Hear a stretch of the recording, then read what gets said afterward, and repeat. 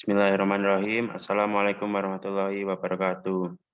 Kami dari kelompok 12 budaya organisasi ingin menyampaikan hasil presentasi kami yang dengan berjudul Merger dan Akuisisi dalam Perspektif Manusia dan Budaya dengan nama anggota yang sudah tertera.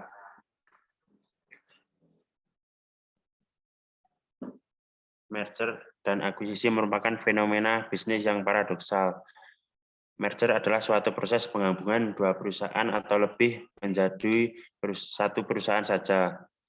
Dan akuisisi adalah pembelian suatu perusahaan oleh perusahaan lain atau sekelompok investor di mana membeli sebagian besar atau seluruh saham perusahaan lain dengan tujuan untuk mengambil kendali. Merger dan akuisisi secara umum dapat disebut sebagai fenomena bisnis yang paradoksal karena intensitasnya yang terus meningkat, akan tetapi tingkat kegagalannya cukup tinggi.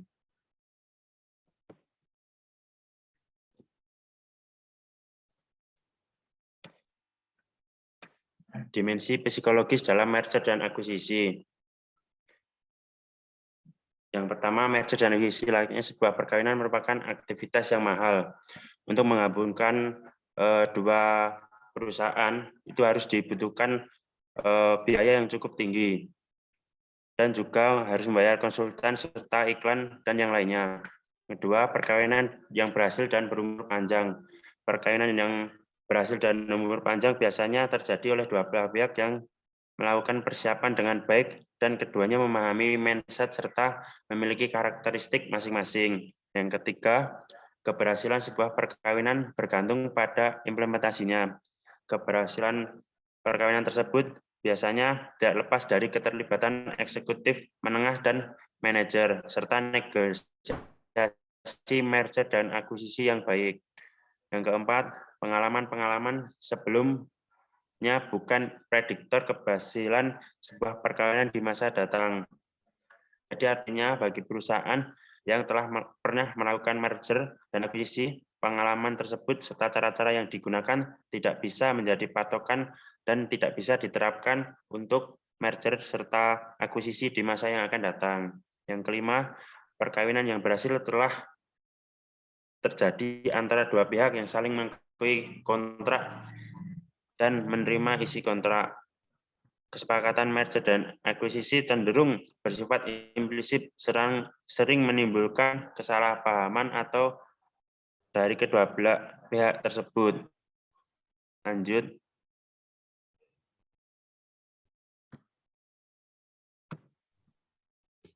Faktor-faktor kegagalan merger dan akuisisi. Yang pertama yaitu jeleknya pengambilan keputusan karena membeli perusahaan lain dengan harga yang terlalu tinggi. Yang kedua, terjadi kesalahan dalam mengelola keuangan sehingga realisasi bertambahnya skala ekonomi dan rasio-rasio laba yang diharapkan tidak tercapai. Yang ketiga, terjadi perubahan pasar yang mendadak.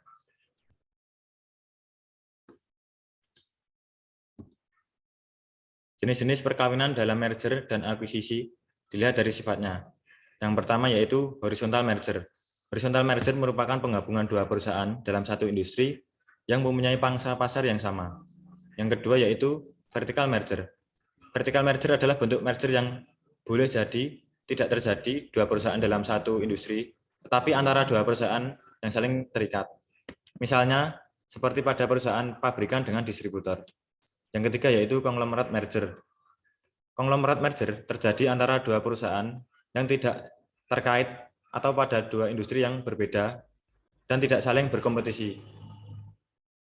Yang keempat yaitu triangular merger. Triangular merger merupakan merger dua perusahaan di mana aset, hak, dan kewajiban dari salah satu perusahaan yang dimerger atau diakuisisi dialihkan kepada induk dan anak perusahaan yang mengakuisisi.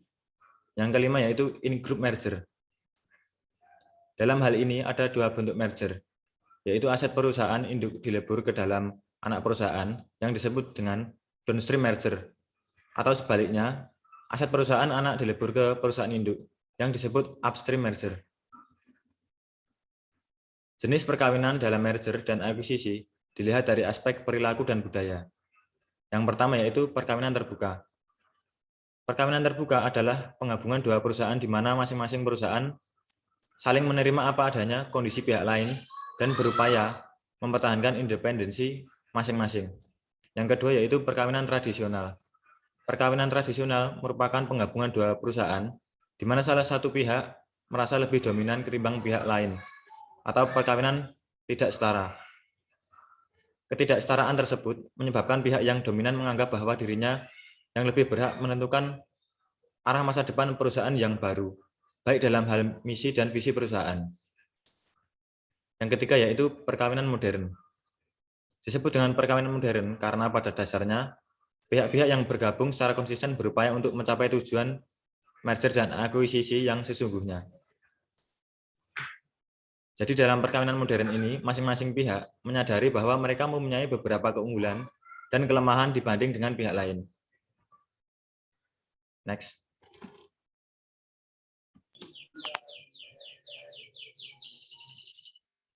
Perkawinan tradisional dan implikasinya terhadap manusia dan budaya. Beberapa persoalan umum dalam perkawinan tradisional, masalah merger dan akuisisi sebelum bergabungnya dua perusahaan biasanya terjadi karena dalam proses negosiasi merger dan akuisisi hanya berfokus pada pembicaraan seputar aspek legal dan finansial.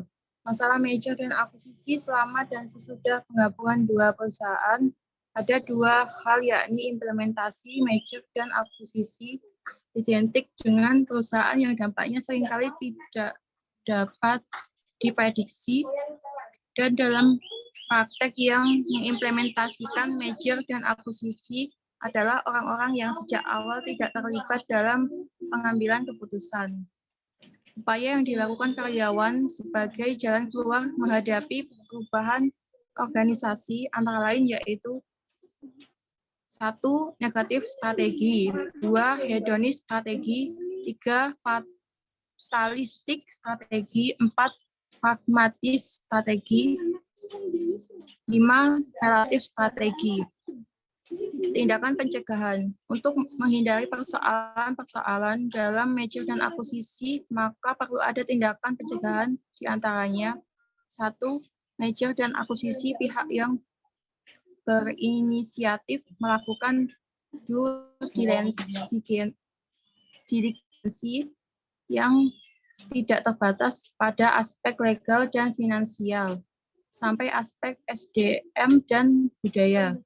2. Selain audit budaya, karyawan harus dibekali dengan persiapan psikologis tentang kemungkinan yang akan terjadi setelah merger dan akuisisi sah secara hukum. 3.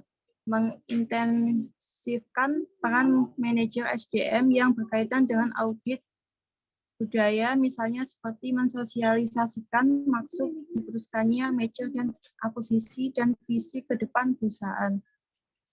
Sekian presentasi dari kelompok kami. Sekian dan terima kasih.